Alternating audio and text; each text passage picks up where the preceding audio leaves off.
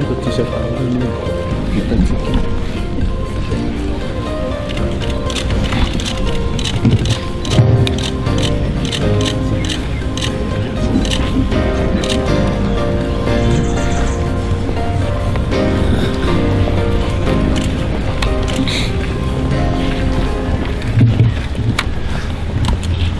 vous prie de prendre place, s'il vous plaît.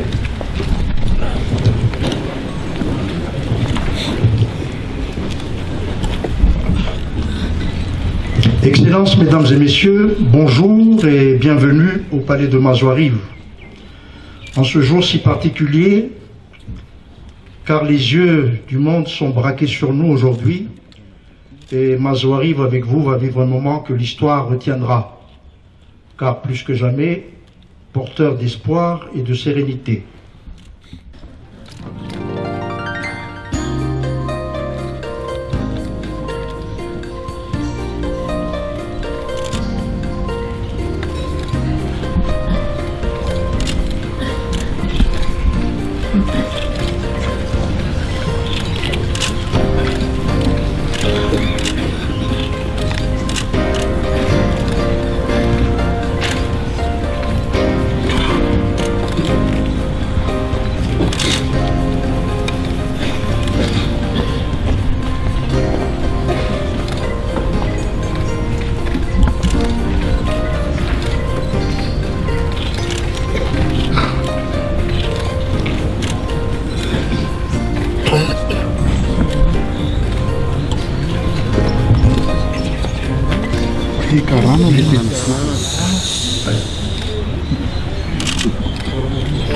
Nous applaudissons bien fort.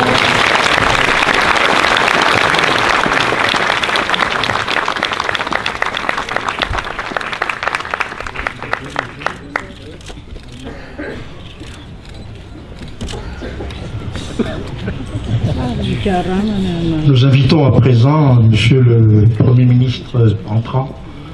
Avec impatience votre allocution. Nous vous invitons à prendre la parole. Merci.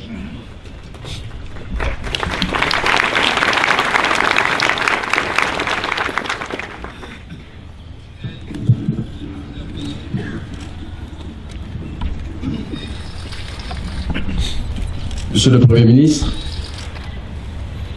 Monsieur le chef d'institution, Mesdames et Messieurs les membres du gouvernement, Mesdames et Messieurs les membres du Bureau permanent du Parlement, Excellences, Mesdames et Messieurs les ambassadeurs, Mesdames et Messieurs les représentants des organisations internationales, Mesdames et Messieurs les partenaires techniques et financiers, Monsieur le chef de la région Analamangue, Monsieur le représentant de Madame le maire de la commune urbaine d'Antananarive, Mesdames et Messieurs les autorités militaires et civiles, honorables invités en vos rangs et distinctions, tout protocole observé, Mesdames et Messieurs,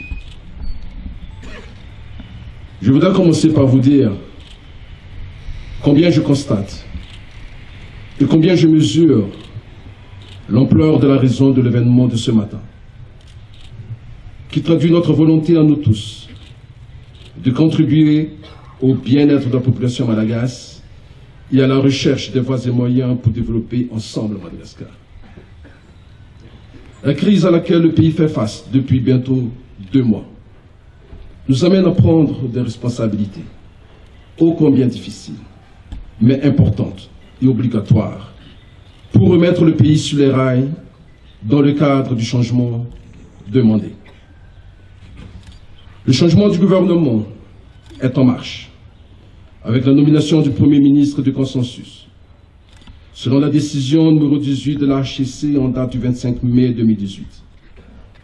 C'est la raison pour laquelle j'aimerais remercier son Excellence Monsieur le Président de la République et Razona Mampian de m'avoir fait confiance pour la responsabilité de conduire l'action gouvernementale dans les mois à venir en tant que Premier ministre. La décision de Monsieur le Président de la République m'honore, car, comme vous le savez, la nomination d'un chef de gouvernement relève de sa discrétion souveraine que lui accorde la Constitution. J'adresse particulièrement mes reconnaissances et mes remerciements au parti Ma Part et à son président, M. Andra Joel, et à l'ensemble des députés qui m'ont proposé et soutenu aujourd'hui pour mener à bien cette mission si importante pour le pays et si vitale pour le peuple.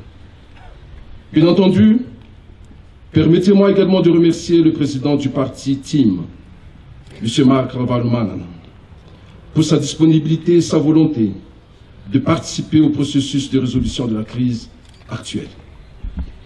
Ma gratitude va également aux autres chefs de parti, aux députés et aux syndicats des travailleurs pour leur disponibilité aujourd'hui à participer aux efforts de résolution de la crise actuelle.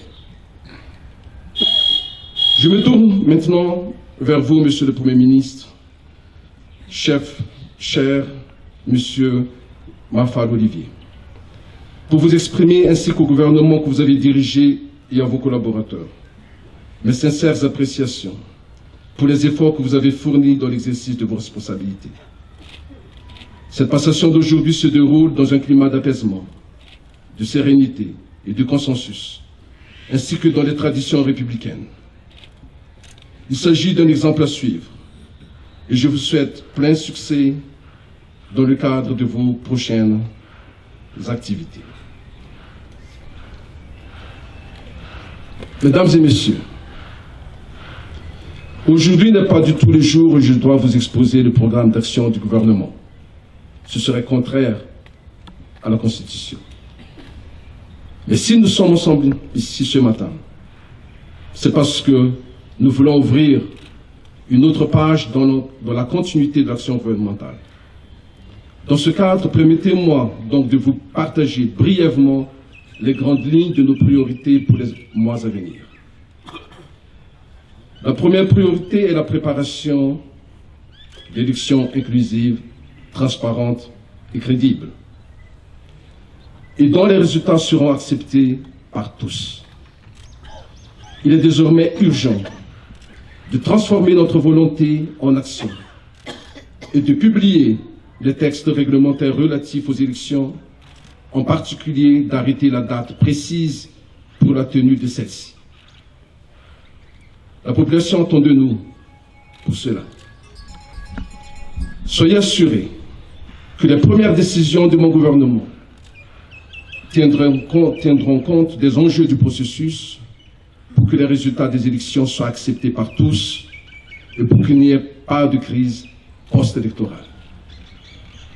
La deuxième priorité constitue une des conditions de gérer au mieux l'organisation des élections à travers la restauration de la paix sociale.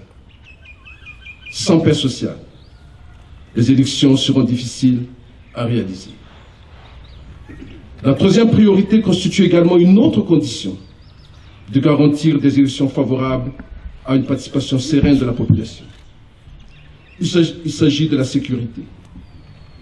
Nous avons besoin de rassurer la population que la gouvernance publique dans ce domaine soit effective et que tous ressentent rapidement que des efforts déployés apportent un réel changement dans nos villes et dans nos campagnes.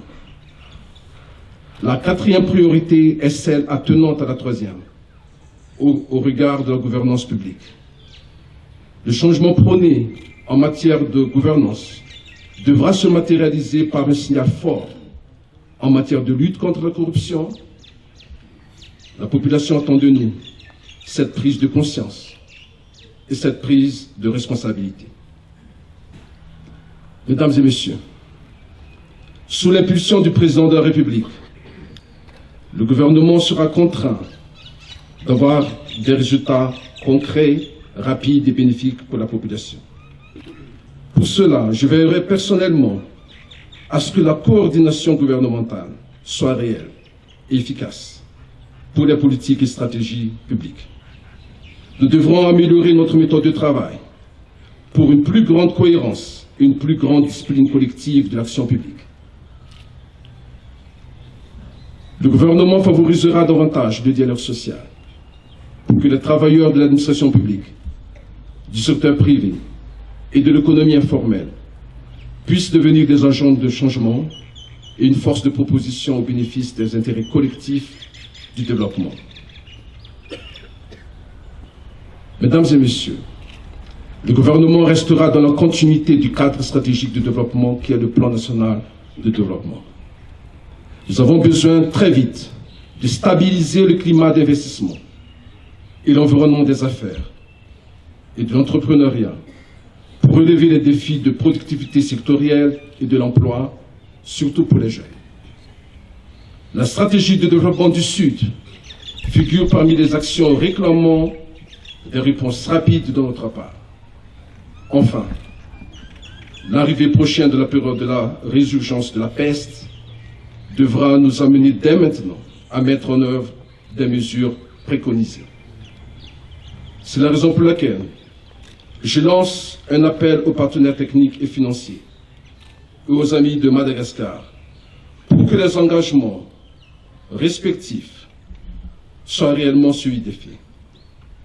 Nous allons concentrer les prochaines réunions du groupe du dialogue stratégique autour de ces priorités. J'espère que des résultats concrets seront au rendez-vous. Mesdames et messieurs, le fatalisme n'a pas de place dans notre esprit et dans notre perception collective face au défi d'une meilleure organisation des élections à venir. Nous avons besoin de restaurer la confiance avec la population. Certes, la tâche qui nous attend est énorme, mais notre conviction et notre volonté restent intactes et immenses pour le seul bénéfice de la population et de Madagascar. Je vous remercie.